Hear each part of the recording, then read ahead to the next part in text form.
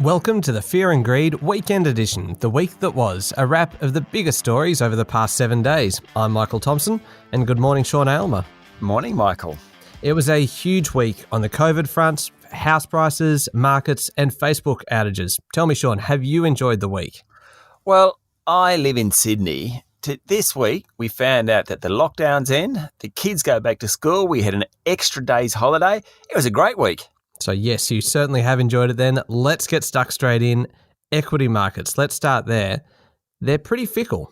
They sure are. Where to start on equity markets? So let's go local first. Choppy is the best way to describe them. The ASX jumped big time Monday, fell sharply Tuesday, Wednesday, and then later in the week, rose again. The lead-in from Wall Street has been just as choppy. They're up and down, and really it's still a global story. Is inflation here to stay, or is it transitory? On top of that, there's been a bit going on in the US, whether or not the federal government there can actually pay staff and the bureaucracy. They've increased the debt ceiling limit this week, so they got through that one. There's also concerns about whether the economy is running hot or not, what's happening in China. Europe's recovering a little bit. Plenty going on. So what has the market done? Well, energy stocks have been soaring. Natural gas prices hit a 7.5-year high this week. Incredible. Oil prices at around $82 a barrel. They're at 3-year highs. Coal prices are soaring. So as a result, some of these really unloved stocks in Australia, things like Whitehaven Coal, Santos, Woodside, have done really well in recent weeks. Gold stocks, they've done a lot better, even though they were unloved about a month ago. Now, just quickly back to Wall Street, a special shout out this week, Michael, to Facebook boss Mark Zuckerberg. He managed to lose $10 billion in just one session. Now, incredible numbers. That's on the back of the Facebook outage, which occurred early in the week.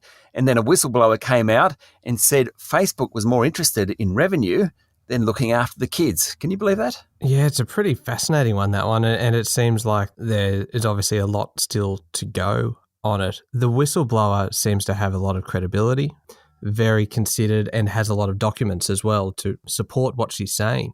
Absolutely. I did notice that Facebook put out a statement saying the whistleblower only worked for us for a couple of years.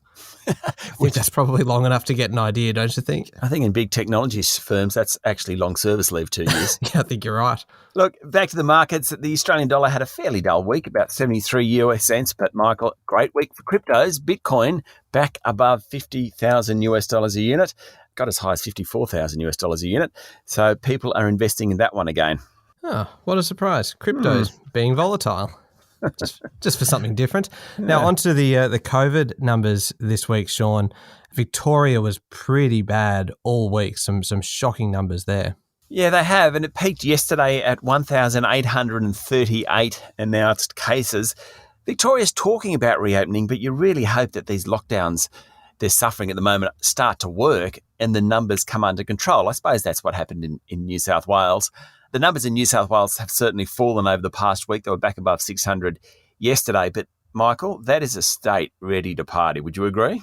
I certainly would. I don't know whether that's probably the best thing if everyone cuts loose the moment the restrictions start to lift. But there's certainly a phrase that we've heard plenty of economists use on fear and greed. Plenty of pent-up demand. Pent-up demand, I think, is how we do it. The restrictions, of course, ease on Monday. School kids are back to school. All school kids are back to school in a fortnight's time. The state has almost a 90% one-jab rate, which is pretty spectacular. And, of course, more than 70% two-jab rate, which is allowing the state to open up. It'll be about another 2 weeks before they hit that 80% rate, and then things will really take off. Now, all this good news came out early in the week, and who was standing there but Dominic Perrottet and his new deputy, Paul Toole, the head of the Nationals. Where was Gladys Berejiklian? Where was John Barilaro? I actually felt sorry for him. I agree. She was the one that put in place all of these policies and really ramped up the vaccinations in New South Wales and copped a bit of a hammering for the approach that she was taking. And so you just feel like she probably did deserve this win. I totally agree with that. Really interesting. Dominic Perrottet, he's one of 12. He's got 6 kids of his own. Socially ultra-conservative, against same-sex marriage, has been against anti-abortion previously. You know, assisted dying laws will come in in the next couple of months. I doubt that he will vote for those. He's not a zealot.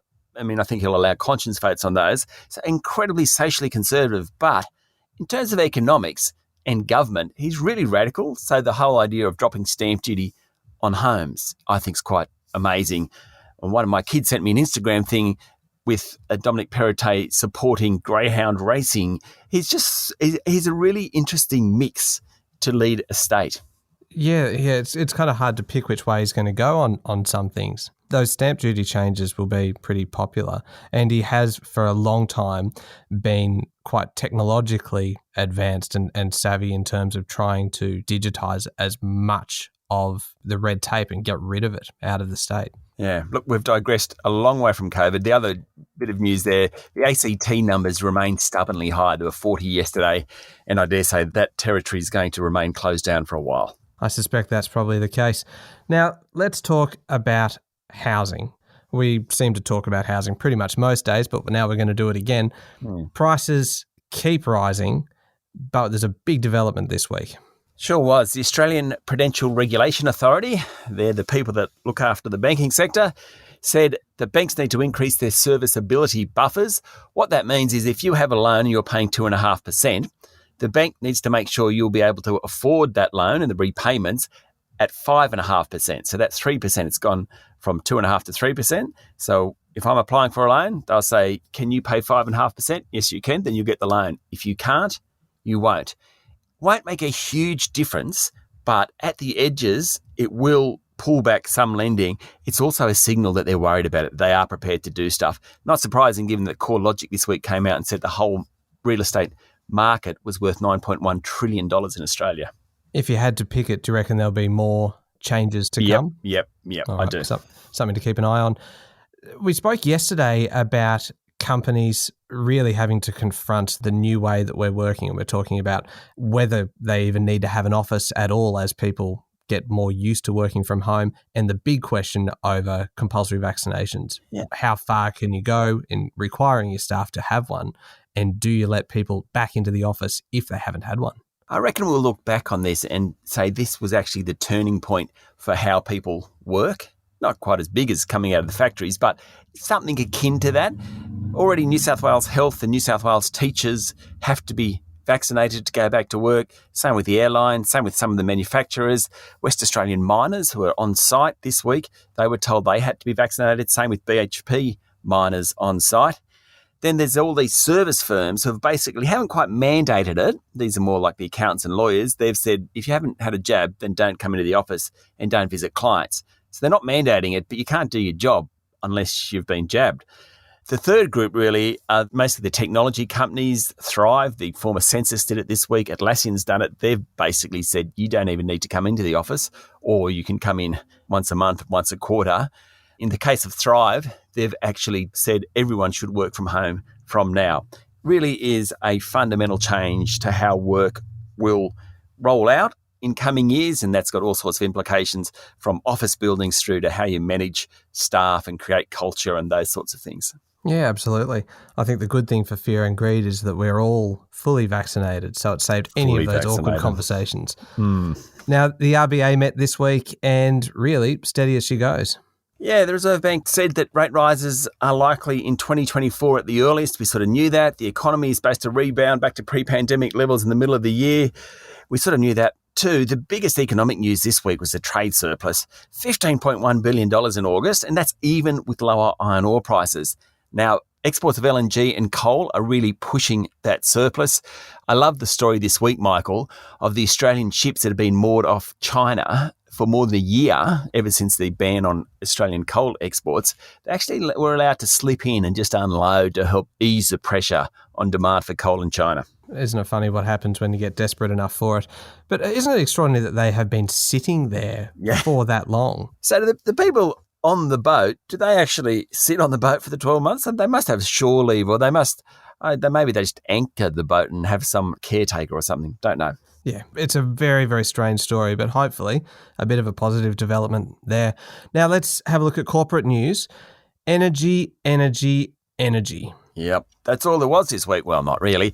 But It started with the International Energy Agency saying Australia could play a bigger role in the green revolution, and particularly around hydrogen.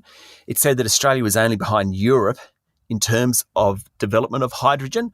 Also said that it needs about $1.2 trillion over the next decade to actually get a global hydrogen industry operating. Well, that sounds good in theory, but it is just so expensive. Andrew Forrest has come out during the weekend. Previously, he's pushing green hydrogen very, very hard. But then I noticed yesterday BHP just said it costs too much. And so some of their big projects won't be able to be powered by green hydrogen because of the cost. The other part where energy is coming to play at the moment, it's annual general meeting season, or at least that's coming up. And we're seeing the resolutions from different shareholders, and ANZ, Westpac and National Australia Bank have all been hit with resolutions by activists around stopping lending to fossil fuel companies. And what about Qantas as well? This is always one of my favourite stories because I love anything to do with planes, and they are going to spend big on some new planes. That's right. They want to spend, well, they will have to spend about $9 billion. They've got an ageing fleet of 737-800s and 717s. They were, during the week, looking at planes, what to buy, and it looks like the Boeing 737 MAX and the Airbus A320neos are the favourites. Yeah, the Boeing 737 MAX hasn't had the best run over the last couple of years with a couple of fatal crashes. Yeah, absolutely. They have said that it's been given the all clear, and Boeing is very confident about that, but still. Yeah, it's hard to shake a reputation like that, isn't it? Yep. Now, internationally, there's some big stories around, and one of them you mentioned yesterday, and it is a potential thawing in the frosty relations between China and the US. Thawing might be overstating it a little bit. Basically, Xi Jinping, the president of China, and Joe Biden, his counterpart in the US, plan to talk in November. Now, it's taken a fair bit of work to get them to this point, and until it happens, we won't know. But relations between China and the US are dreadful. They were really poor under Donald Trump, and they haven't actually improved under Joe Biden. So any meeting of the two has to be a good thing. Yeah, absolutely. And New Zealand, the central bank there lifted interest rates, 0.5%. Yeah, that's 5 times what the Australian rate is. New Zealand became the second developed nation after Norway to lift rates. South Korea has as well, but that's actually included as an emerging economy, not a developed economy.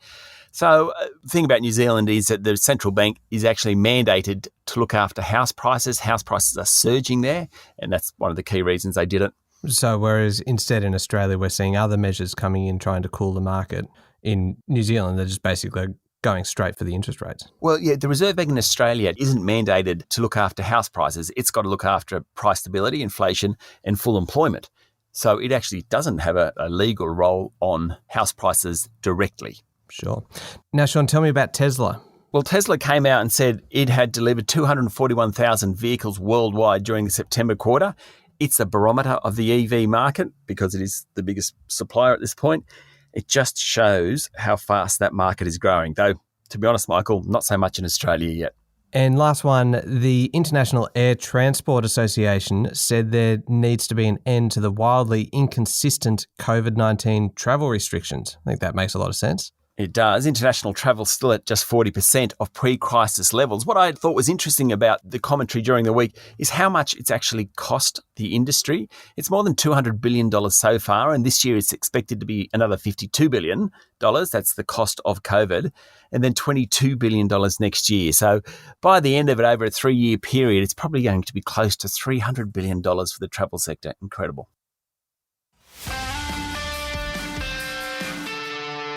Okay, Sean, now we get to the point in the program where we go through the biggest story of the week, the sleeper story, the most remarkable story, and our favourite story, and see if we agree on all 4.